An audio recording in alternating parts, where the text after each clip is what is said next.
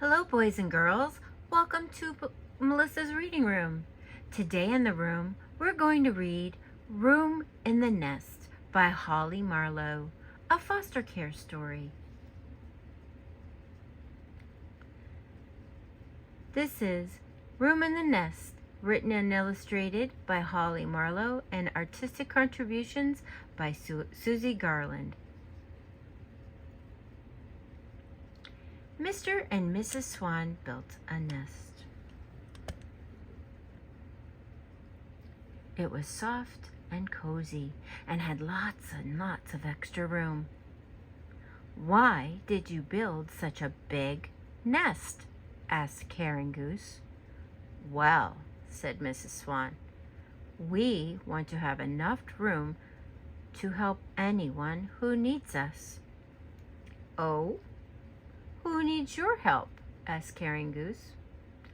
"We don't know yet," said Mr. Swan.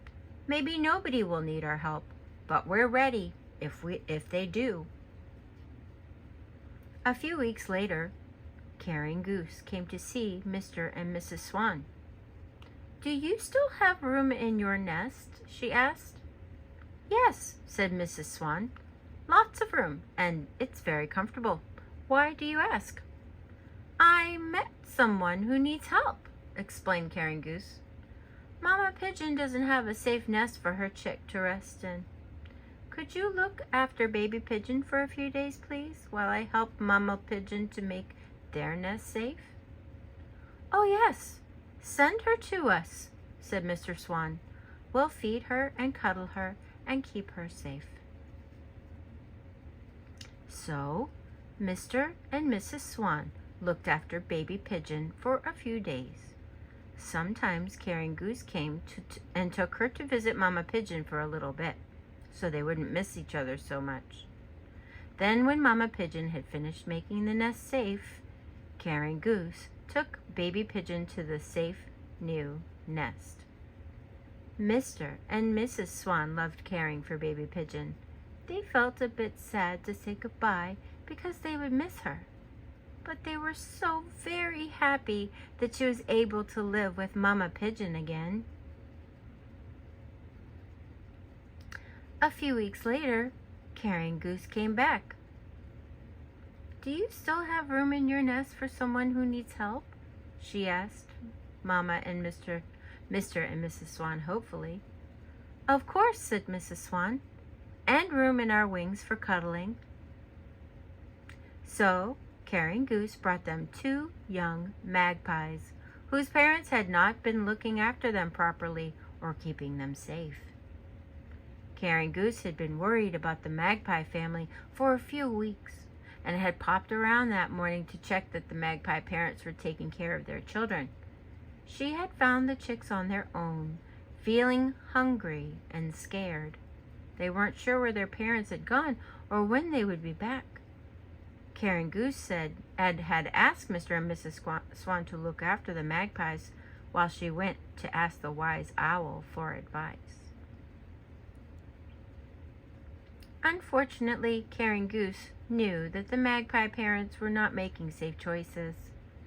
Caring Goose had been trying to teach them how to keep their chicks safe for a few weeks, but they didn't make the changes that she suggested. Caring Goose was worried that they were not going to keep the magpie chicks safe, so she told the wise owl about all of these worries. The wise owl was kind and fair. She listened patiently to Caring Goose's concerns. The wise owl asked Caring Goose to find the magpie parents, then spoke with them too. She also spoke with some other family members. After the wise owl had listened to everyone who knew and cared about the magpie family, she thought carefully about what was the best thing to do to make sure that the magpie chicks would be looked after safely. The wise owl decided that the best plan would be for the magpie chicks to live with their grandparents, who loved them and would keep them safe, as all little birds should be. Mr. and Mrs. Swan were sad to say goodbye, but they were glad that the little magpies would be loved, happy, and safe with their grandparents. A few weeks later, Caring Goose was back again. "Do you still have room in your nest?" she asked. "Of course," said Mr. Swan, "and room in our wings for cuddling." Caring Goose sighed with relief. "Phew! I've been really trying to help Deli Duck to look after her duckling," she explained. "His name is Little Chick. Deli hasn't learned how to keep him safe, and she keeps forgetting to feed him. I talked to the wise owl about it, and she has asked me to find a safe, new family for Little Chick. Will you look after Little Chick, please, while I find the right family to love him and look after him properly?" "Of course," said Mrs. Swan.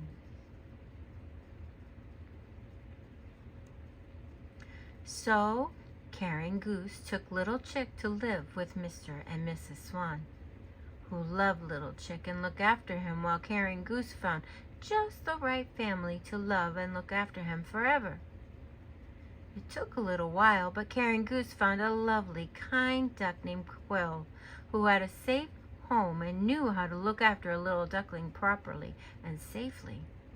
Mr. and Mrs. Swan were glad to see how much Quill loved Little Chick. They knew that Quill and Little Chick would be a very happy family. Over the years, Caring Goose went to the wise owl whenever she was worried about young birds not being looked after properly. Caring Goose always tried to give the grown-up birds some help to learn how to look after their chicks first. Sometimes the wise owl decided that sadly, the grown-up birds were not going to look after their chicks properly, even with help.